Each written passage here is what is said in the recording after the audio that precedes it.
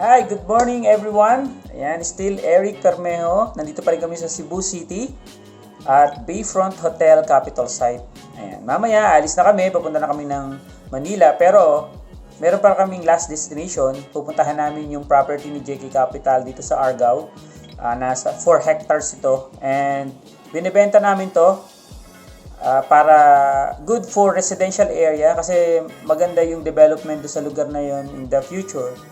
At baka may mga interested dyan na gustong kumuha ng property na to. 4 hectares, so pwedeng isang subdivision siya. Diba? So, kompleto ang amenities, pwede rin. So, kung meron kayong mga kilala, interested, nasa page namin yung detalye nung property.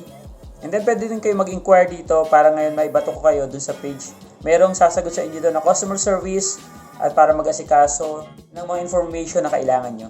Okay? Ayan. Pero yan, bago tayo umalis o tuluyang umalis, gusto kong magbigay muna ng value sa ating ngayong umaga. Kasi alam mo kahapon, napakadami naming pinuntahan at syempre pressure, malalayo din yung mga area. May mga nakausap kami mga business owner at talagang napakaganda ng kwento nila. Kaya lang one thing na I realize, sabi ko, sobrang ganda ng story. Puro yung success story yung naririnig ko. Talagang nakaka-boost ng moral na okay, itong mga tao ito yung mga taong tutulungan namin ngayon na ang tindi pala ng pinagdaanan kumpara sa pinagdadaanan ko ngayon or pinagdadaanan mo ngayon kung nanonood ka. Sila talaga yung bumagsak talaga from rags to riches. Kaya lang nakita ko, hindi pala dapat yung success lang yung tinitingnan natin. Dapat yung behind the scene, yung hindi mo nakikita. Okay? Yung ano ba yung proseso talaga ng pinagdaanan nila. Okay, kanya-kanya tayo ng story sa buhay at malamang may mga ganun kang story na ganyan din yung experience o mas matindi pa. Pero ang alam mo yung pinakamaganda sa lahat, yung maging masaya ka sa mga bagay na meron ka. Sapagkat maikli lang ang buhay ng tao para maging malungkot ka. Siyempre, gusto ng Diyos na maging masaya ka. Piliin mo pa rin maging masaya. Sa kabila ng mga bagay na nararanasan mo ngayon, magpatuloy ka lang. Kasi darating yung araw mo. Hindi mo kailangang mainggit sa iba. Kanya-kanya kasi tayo ng pupuntahan. Pero syempre, binigyan tayo ng control sa buhay natin. At yun ang dapat pagbutihin natin. So, ano ba yung dapat natin gawin? Ihanda natin yung isip natin. Kasi sa isip lahat nagsisimula ang mga desisyon. Huwag ka magpadala sa emosyon kasi emotion is deceiving.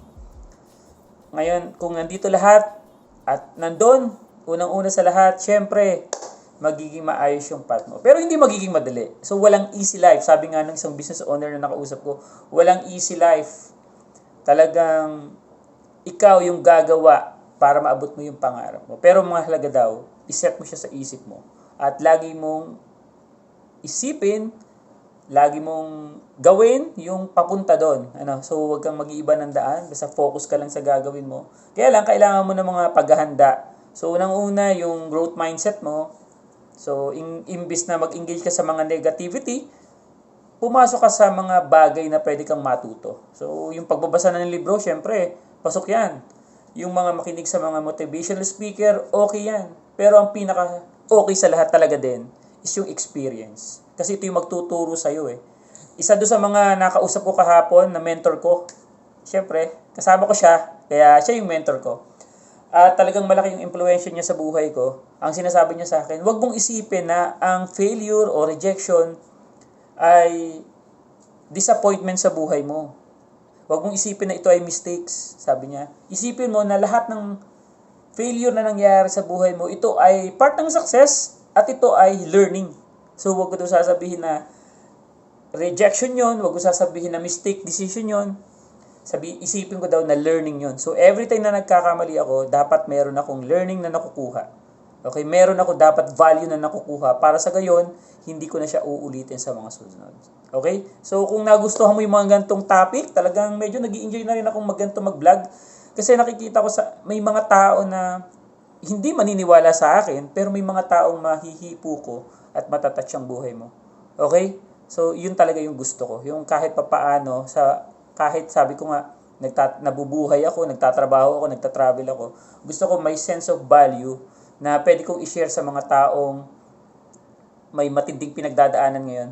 Okay? So gusto ko makapagbigay kahit pa paano ng inspirasyon sa inyo. Siyempre, lagi ko pinopromote ang JK Capital Finance, lalong-lalo na sa programa nila pagdating sa loan consultants. Okay? At saka, siyempre, yung mga loan partner agency natin. Malaking bagay na mag-engage kayo sa mga ganitong klase ng programa, which is libre naman. So, kaya lang, commission-based nga lang, pero siyempre, walang eksaktong amount ang pwede mong makuha kung gagalingan mo. Ibig sabihin, pwede pong i-maximize. Kaysa doon sa mga active income natin na nakafix siya, like salary talaga o sahod, nakafix na yon. Alam mo kung kailan darating. Kaya lang, hanggang doon na lang yon unless mayroong kang salary increase every year or every 2 years o may mga bonuses na binibigay. Pero pag nasa commission-based ka, ang ganda rin kasi ng benefits. Kaya mong i-maximize yung income mo, kaya mong i-stretch yung income mo. Kasi, kung bakit sinasabi ko to, maraming naging successful na tao dito. At hindi masama kung isa ka sa mabibilang na yon.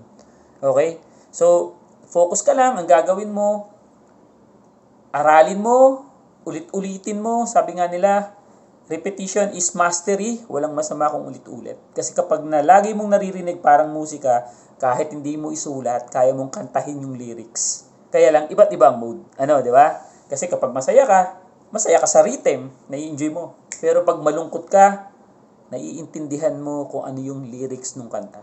So, ganun din ang buhay. Okay? Kung gusto mong maging productive ka, kung gusto mong maging successful ka, magtanim ka ng buto ng success. Kung gusto mong kumain ng mansanas, huwag ka magtanim ng kamatis. Huwag ka magtanim ng okra. Ang itanim mo, buto ng mansanas. Para pagdating ng panahon, aani ka ng mansanas para makakain ka. Ibig sabihin, virtue ang paghihintay. Patience is a virtue talaga. Kung marunong ka maghintay, marunong ka mag-alaga, marunong ka manalangin, dapat palagi, everyday, kahit na may biyaya kang tatanggap o kahit wala, huwag mong tatalikuran yun. Kasi darating yung panahon, siya lang talaga yung pwede mong kapitan. Okay? Guys, good morning ulit. Maraming salamat sa inyo. Have a nice day. God bless you.